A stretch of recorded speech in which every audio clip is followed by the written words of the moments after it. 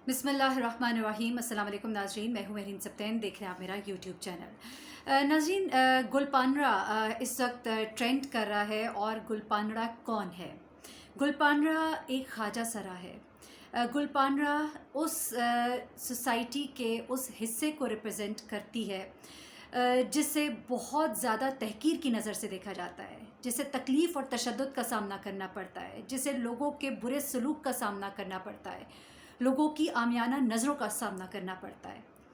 आज से 10 साल पहले सुप्रीम कोर्ट ने ख्वाजा सराओं को बराबर का शहरी तस्लीम करते हुए उनके लिए रोज़गार के जो सहूलियात है वो मुहैया करने के लिए हुकूमत को तलकीन की थी, लेकिन आज दिन तक उसके ऊपर कोई ख़ास अमल होता दिखाई नहीं दिया। आज भी ख्वाजा सरा जो है वो नाच गा कर पैसे कमाने पर मजबूर है।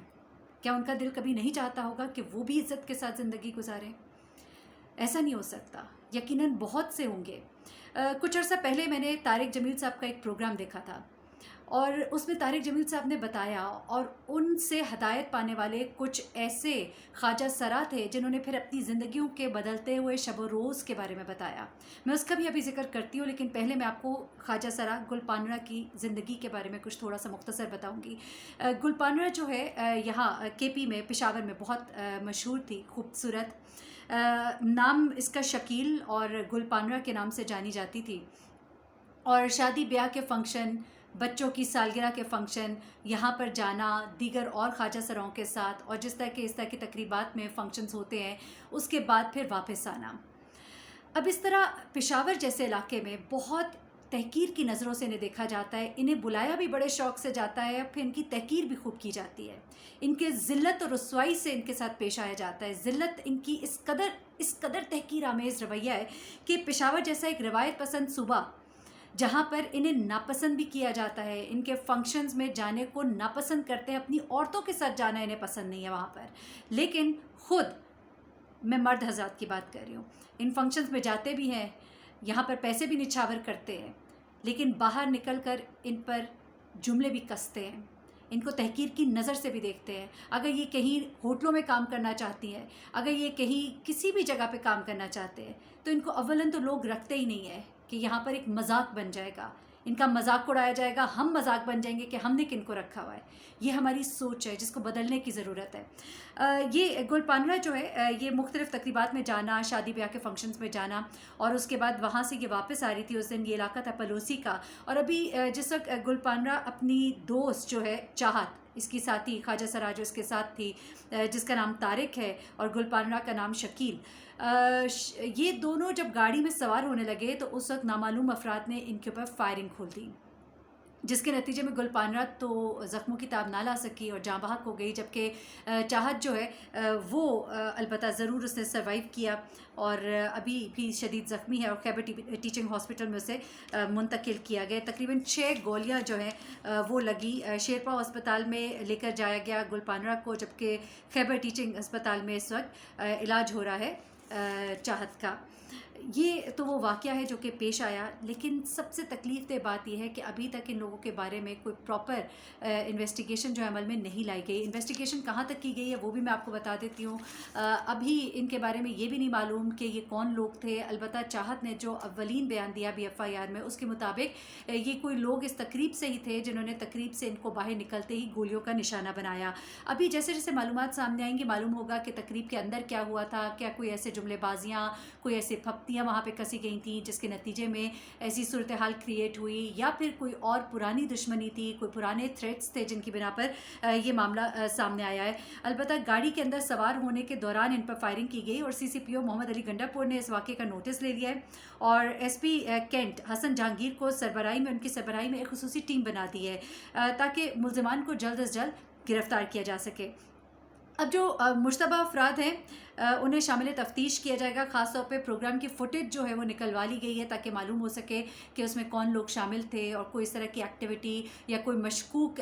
जो हरकत है वहाँ पर दिखाई दी हो, या उसके बाहर जो है कोई इस तरह के मशकूक लोग, जिस तरह के तफ्तीश का एक अमल होता है वो अमल जो है बुरेका लाया जाएगा। लेकिन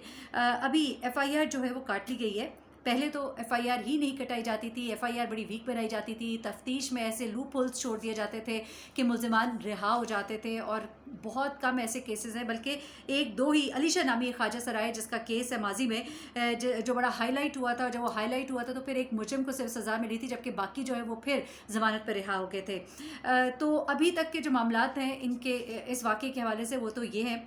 لیکن سوال یہاں پہ یہ ہے کہ جب اتنی بڑی بڑی باتیں کی جاتی رہیں اور اتنے بڑے بڑے بل جو ہے وہ پیش کیے جاتے رہے، اس کے باوجود جو ہے یہ ایکٹیویٹیز جو ہے یہ رکنے کا نام نہیں لے رہی۔ یہ بھی ایک واقعہ پیش آیا، اس وقت #جسٹس فار گل پانرا جو ہے وہ چل رہا ہے، تو اس وقت لوگوں کی زبان پر ہے، لیکن پھر لوگ بھول جائیں گے۔ لیکن آپ سب سے سوال ہوگا، جتنا زندہ رہنے کا حق آپ کو ہے اتنا زندہ رہنے کا حق ان کو ہے، جتنی عزت آپ کی ہے اتنی عزت ان کی ہے۔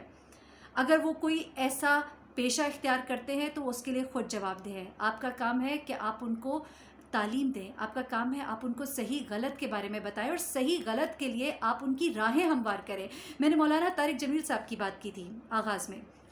مجھے یاد ہے میں نے وہ ایک پروگرام دیکھا تھا، اس میں مولانا طارق جمیل صاحب نے بتایا کہ کس طرح سے ان لوگوں سے ان کی ملاقات ہوئی، پھر ان کو کس طرح سے ترغیب دی۔ ان لوگوں نے کیا کہا وہ تو میں ابھی بتاتی ہوں، لیکن مولانا طارق جمیل صاحب نے ایک بات کی، بڑی دل کو لگی۔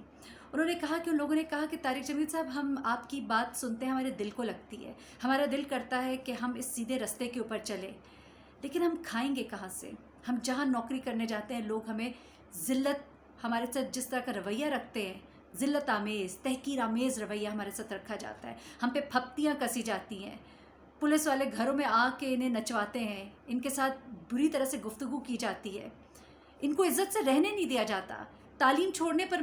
مجبور ہو جاتے ہیں۔ کئی ایسے خواجہ سراؤں کے بارے میں ایسی رپورٹس آتی رہی جو تعلیم حاصل کر رہے تھے اور چھوڑ کے بھاگ گئے کیونکہ ان کے ساتھ سلوک اچھا نہیں تھا۔ یہ ہمارے معاشرے کی بے روی ہے، یہ ہماری ٹیچنگز ہیں۔ یہ ایک خواجہ سرا تھی، اس کا یہ کہنا تھا کہ میرا دل کرتا ہے کہ مجھے پاکستان سے بڑی محبت ہے، لیکن میرا دل کرتا ہے کہ میں پاکستان چھوڑ کر باہر چلی جاؤں، کیونکہ وہاں پر جس طرح سے خواجہ سرا ٹرانسجینڈرز جس طرح سے زندگی گزارتے ہیں تو مجھے رشک آتا ہے کہ کتنی آزادی ہے، ان کا کوئی مذاق نہیں اڑاتا۔ کتنے افسوس کی بات ہے کہ پیارے نبی صلی اللہ علیہ وسلم، سرکار دو عالم، رحمت للعالمین، چرند پرند انسان ہر ایک کے لیے رحمت کا سلوک بتانے والے، اور ہمارے کردار کو دیکھیے، ہمارے اخلاق کو دیکھیے کہ ہمارے اخلاق کتنے گرے ہوئے ہیں کہ ہم صرف اپنے آپ کو انسان سمجھتے ہیں، ہم ان کو انسان نہیں سمجھتے۔ ہم ان کے پیشے پر تنقید کرتے ہیں لیکن ہم ان کے لیے آسانیاں پیدا نہیں کرتے۔ طارق جمیل صاحب نے کہا کہ پھر اس کے بعد میں نے ان کو اپنی جیب سے پیسے اس لیے دینا شروع کر دیا، میں یہ اس لیے نہیں بتا رہا کہ میں کوئی نیکی کر رہا تھا، میں اس لیے بتا رہا ہوں کہ مجھے ڈر تھا کہ کہیں یہ اپنے بھوک، افلاس، اپنی تنگی کی وجہ سے اسی راہ کی طرف نہ چلے جائیں۔ نبی پاک صلی اللہ علیہ وسلم کا فرمان ہے کہ قریب ہے کہ غریبی کفر تک پہنچا دے۔ یہ غریبی، یہ بھوک، یہ افلاس ہے جس کی وجہ سے ہمارے معاشرے میں صرف چوریاں، ڈکیتیاں بہت زیادہ ہو رہی ہیں۔ کے پی میں اگر دیکھیں گزشتہ 4 سالوں کے دوران ٹرانسجینڈر جو برادری ہے 50 سے زائد افراد ہلاک ہو چکے ہیں، 300 سے زائد کو تشدد کا نشانہ بنایا گیا، اس کے باوجود FIR کٹنے کے باوجود بھی ضمانتوں پر رہا ہے یا لوگوں کو پکڑا ہی نہیں گیا، ضمانتوں پر رہا کی تو بات ہی چھوڑ دیجیے۔ ہیومن واچ رپورٹ ایک آئی سامنے، اس میں یہ کہا گیا کہ 2016 میں جب خواتین، یہ جو خواجہ سرا خواتین ہیں، ان پر حملوں کے بعد KP کی حکومت نے وفاقی حکومت سے کہا تھا کہ ہمیں ان لوگوں کو تحفظ فراہم کیا جائے، جس کے بعد 2018 میں ایک سینٹ میں بڑا لمبا چوڑا بل جو ہے خواجہ سراؤں کے تحفظ کے حوالے سے، خاص طور پہ پبلک جو مقامات ہیں وہاں پر خواجہ سرا جو ہے انہیں کس طرح سے ٹریٹمنٹ ملنا چاہیے، ان کی عزت ہونی چاہیے اور ان کے ساتھ ناروا سلوک نہیں ہونا چاہیے، لیکن اس کے باوجود ہم نے دیکھا کہ یہ سب کچھ ابھی بھی ہوتا ہے۔ لیکن 2019 میں وزیر اعظم عمران خان صاحب نے ہیلتھ کیئر کا جو پروگرام چلایا اس میں ان کو خاص طور پہ ان کی ریپرزنٹیشن دی، لیکن ان سب سے کام نہیں چلے گا۔ اب یہاں سے اندازہ لگائیے کہ ان ٹرانسجینڈرز کے حوالے سے ٹرانزیکشن ایک تنظیم ہے، اور ان کی جو سربراہ ہے فرزانہ الیاس، مختلف پروگرامز میں آپ ان کو دیکھتے بھی رہتے ہیں، انہوں نے آواز اٹھائی، لیکن اسی ممبر کے جو لوگ ہیں ان کو انتہائی تشدد کا نشانہ بنایا گیا KP کے اندر، پشاور کے اندر، کہ یہ لوگ یوں کیوں کریں، ان کو یہ لوگ وہاں کے کہتے ہیں کہ تم گانے گاؤ، تم لوگ جا کے پارٹیوں میں شرکت کرو، یہ تم لوگوں کا کیا کام ہے کہ میڈیا میں اور تم لوگ سوشل میڈیا کے اوپر ایکٹیو ہو رہے ہو یا میڈیا پر نظر آ رہے ہو، یہ تم لوگوں کا کام ہی نہیں ہے۔ یہ عدنان نامی ایک خواجہ سرا تھی، جو جلسوں میں اسے اس طرح سے کہا گیا کہ تم کیوں جاتی ہو اور کیوں سوشل میڈیا کے اوپر اپیئر ہوتی ہو، اس کو بھی گولیاں ماری گئی تھیں، اور اس کو گولیاں ماری گئی تھیں، اور اس کو جب لیڈی ریڈنگ ہسپتال لے جایا گیا تھا تو انہوں نے لینے سے اس کو انکار کر دیا۔ پھر بات چیت یہ شروع ہوگی کہ اس کو مردوں کے خانے میں لے کے جائیں یا عورتوں کے حصے میں لے کے جائیں۔ اس کے بعد جب اس نے اپنے دوستوں کو کال کی اور اس کے بعد جو لوگ میڈیا والے آئے، جس کے بعد اس کو وہاں پہ ایڈمٹ کیا گیا اور اس کا علاج جو ہے باقاعدہ شروع ہوا، اس کا علاج ہی نہیں شروع کیا جا رہا تھا۔ یہ سلوک ہوتا ہے۔ پارو جو ہے اس کی گرو ہے عدنانِ کی، اور یہ کہتی ہے کہ ہماری زندگی میں اور تو کوئی خوشی کا موقع ہوتا نہیں ہے، ایک خوشی کا موقع آتا ہے، ہم اپنی سالگرہ مناتے ہیں، اور اس سالگرہ کے لیے میں نے بڑے پیسے سارا سال اکٹھے کیے، 600-700 جو ہے ان کو ہم نے اکٹھا، میں نے لوگوں کو دعوت نامے دیے تھے، ہوٹل میں نے بک کرایا تھا، اور 3 مہینے پہلے بکنگ کرائی تھی، اور مجھے صاف نہ کر دیا گیا، اور یہ کہا گیا کہ ہم لوگ جو ہے یہاں پہ بے عزتی کی وجہ بنیں گے، اور یہاں پہ ہمارے اوپر تنقید کی جائے گی۔ پولیس میں بھی رپورٹ کرائی، کسی نے بھی نہیں سنا، بلکہ یہ کہہ دیا گیا کہ ان کی وجہ سے بدامنی کا خدشہ ہے۔ تو ان کو کیا جینے کا حق نہیں ہے؟ ٹھیک ہے، آپ ان کو بتائیں یہ لمیٹیشنز ہیں، آپ یوں نہ کریں، حدود کے اندر رہ کر کام کریں۔ اگر لاء کو اپنے امپلیمنٹ کرانا ہے تو اس کے طریقے ہیں، اس کا طریقہ یہ نہیں ہے کہ آپ کسی کو تکلیف دے، اذیت دے، ذہنی اذیت ایک مسلسل کی ان کو دی جا رہی ہے۔ اسلام تو ہرگز یہ نہیں بتاتا، اسلام یہ بھی نہیں کہتا کہ یہ ناچ گانے اور یہ ساری چیزیں کرے، لیکن اسلام ان کو جینے کا حق دینے کی ہمیں تلقین بھی کرتا ہے۔ ان کو جینے کا حق ہے، ان کو نوکریاں دیجیے، ان کا مذاق نہ اڑائیے، ان کو تنقید کا نشانہ نہ بنائیے، کیونکہ ان کے بس میں نہیں تھا ایسے پیدا ہونا، ایسے پیدا ہونا ان کے بس میں نہیں تھا، ورنہ وہ اپنے طریقے کے انسان بنتے، مرد یا عورت۔ ان کا مذاق مت اڑائیے۔ یہ کچھ ڈیٹیلز ہے میرے پاس، میرے خیال سے ان کو شیئر کرنے کی ابھی میں سمجھ رہی ہوں کہ ضرورت نہیں ہے، میرا اتنا ہی کہہ دینا کافی ہے کہ ان کے ساتھ کوئی اچھا سلوک نہیں کیا جا رہا۔ ان کے آئی ڈی کارڈز بننے کے باوجود جب والد کا نام نہیں تو پھر ان کو بینک میں اپنے اکاؤنٹس اوپن کرنے میں مشکلات ہوتی ہیں، ان کو ایون سم کارڈز تک نکلوانے میں مشکلات ہوتی ہیں۔ بہت سے ریفارمز کرنے کی ضرورت ہے، اور سب سے پہلے اپنے رویے تبدیل کرنے کی ضرورت ہے، بہت زیادہ ضرورت ہے۔ خدا کے لیے وہ نہ کیجیے جو آپ نہیں چاہتے کہ آپ کے ساتھ نہ ہو،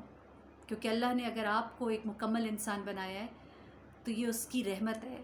اور آپ لوگوں کے ساتھ اچھا سلوک کر کے اس رحمت کا، اس نعمت کا شکر ادا کیجیے۔ مجھے مہرین سبطین کو اجازت دیجیے گا، اپنی دعا میں مجھے بھی یاد رکھیے گا۔ اس امید کے ساتھ میں اللہ حافظ کہوں گی کہ شاید میری بات آپ کی سوچ کسی حد تک بدل دے۔ اللہ حافظ۔